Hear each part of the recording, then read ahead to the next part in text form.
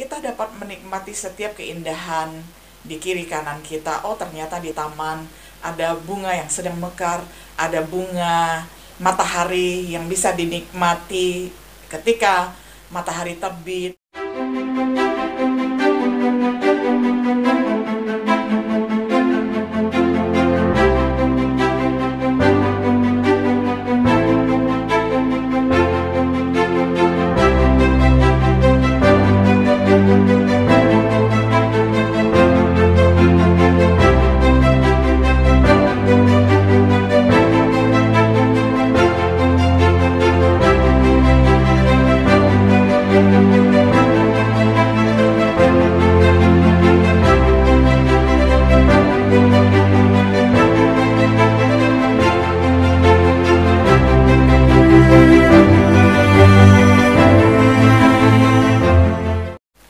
Shalom sahabat setia yang dikasihi oleh Tuhan. Jumpa lagi di dalam acara Renungan Sahabat Setia. Pada hari ini kita akan membahas satu topik, slow living. Saya bacakan firman Tuhan dari Pengkhotbah 3 ayat 13 untuk kita semuanya. Dan bahwa setiap orang dapat makan, minum, dan menikmati kesenangan dalam segala jeripayanya, itu juga adalah pemberian Allah. Slow lifestyle adalah konsep gaya hidup yang mulai kembali digemari dalam beberapa tahun terakhir ini ya. Setelah ada satu periode semua orang serba ingin yang instan, cepat, dan terburu-buru, sekarang mulai kembali perlahan-lahan menuju kepada slow lifestyle. Kita hidup di dunia yang sangat memuja kecepatan hingga terciptalah segala sesuatu yang serba instan. Makanan yang cepat saji, ya kita pesan dalam beberapa menit makanan itu sudah diantar. Kemudian kelas akselerasi, ya orang tidak mesti harus sekolah menempuh S1 dalam 4 tahun, tetapi dalam 4 bulan misalnya. Nah, tidak tahu ya hasilnya bagaimana, yang jelas saya belum pernah mengikuti yang seperti ini. Jadi ada begitu banyak hal-hal yang membuat orang tidak sabar menunggu bertahun-tahun, tetapi ingin cepat selesai, baik itu makan maupun studi dalam waktu beberapa saat saja begitu.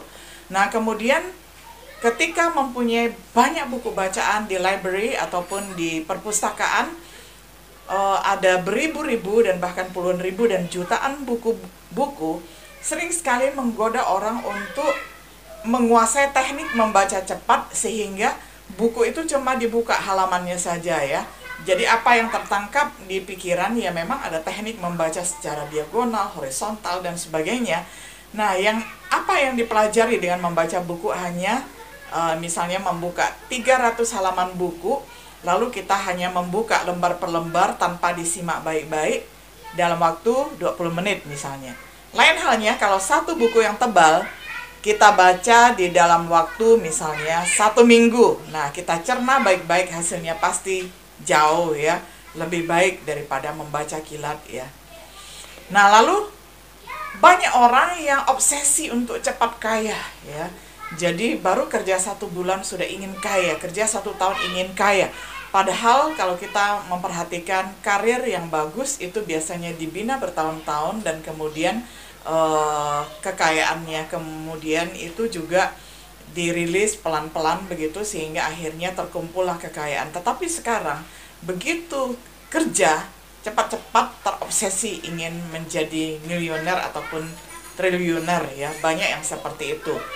Lalu kita hidup di dalam ritme yang begitu cepat sehingga selalu terasa terburu-buru, dikejar-kejar oleh jam, dikejar-kejar oleh bom waktu, sehingga kalau bisa sambil jalan sambil makan, kalau bisa sambil naik kendaraan sambil telepon dan sebagainya ya. Jadi terburu-buru sekali untuk pergi ke tempat kerja dan ke tempat seminar, pergi ke suatu resepsi ya, ke suatu pertemuan, meeting dan sebagainya, sehingga selalu ada saja yang perlu dikerjakan. Kalau bisa tangan ini ditambah 10, jadi ada 12 tangan untuk mengerjakan 12 hal begitu ya.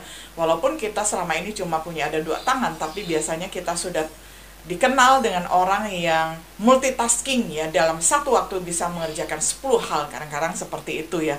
Nah, bayangkan ya kelelahan yang ditimbulkan efek dari gaya hidup yang super cepat dan super instan. Nah, selalu ada tempat yang perlu dituju ya. Jadi keterburu-buruan itu karena mengejar waktu, mengejar kendaraan, dan mengejar jam meeting ataupun schedule ya, waktu-waktu yang sudah ditetapkan dan ditentukan dan kita tidak ingin ketinggalan. Nah, selalu ada sesuatu yang ingin dikejar. Saudara, semua yang saya sebutkan ini bukannya tidak baik, tetapi kita harus jaga ritmenya. Nah, selalu hidup untuk masa depan. Nah, karena segala sesuatu kita persiapkan untuk masa depan, sehingga jarang sekali kita menikmati hidup untuk masa kini. Memang kita hidup di dalam waktu kronos ya, waktu kronologi, waktu yang sehari dibatasi 24 jam. Kita tidak bisa kembali walaupun 1 detik yang lalu, apalagi 1 hari yang lalu, kita tidak bisa kembali. Waktu tidak berjalan mundur. Waktu itu terus berjalan linear menuju ke depan. Nah, pada saat ini, presence, ketika kita hadir, ketika kita ada di masa saat ini, mestinya kita menikmati saat ini ya. Nah, sedangkan masa depan belum kita jajaki, belum kita tiba di sana. Memang hari ini adalah persiapan untuk memasuki depan, tetapi demi untuk persiapan masa depan, janganlah sampai kita mengorbankan hari ini, dan jangan juga tidak menikmati hari ini ya. Jadi gaya hidup slow living mengembalikan kita untuk hidup pas begitu ya.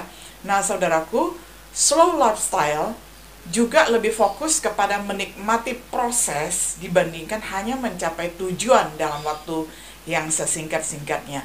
Nah, 2 gambar ini, yang satu itu adalah roda-roda ataupun gigi-gigi mesin ya, yang saling terhubung dengan yang lain, menggambarkan tentang proses hidup. Hidup itu selalu ada proses, saudara. Semuanya kalau berjalan sesuai dengan prosesnya akan sempurna. Contohnya saja, saudara, hal yang sering sekali saya gambarkan adalah misalnya proses kepompong. Menjadi kupu-kupu, dari ulat menjadi kepompong, menjadi kupu-kupu.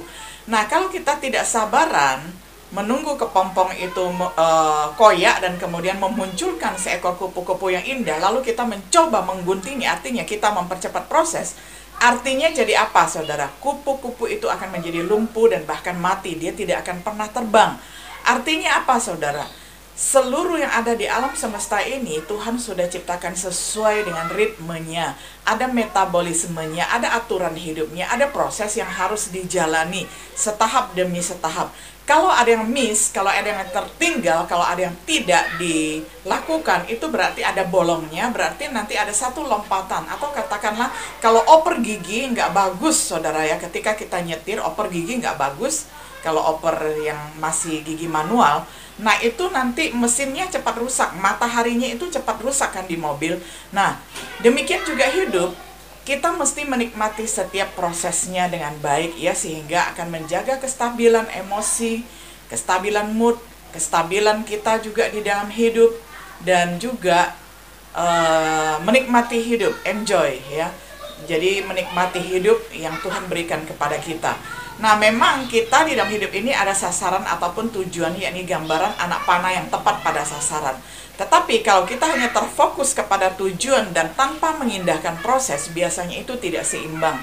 Dan saya secara pribadi, saudara, saya adalah orang yang selalu belajar untuk hidup seimbang, menikmati proses dan tetap ada tujuan. Ada tujuan dan tetap harus ada proses yang dijalani sesuai dengan prosedural ya.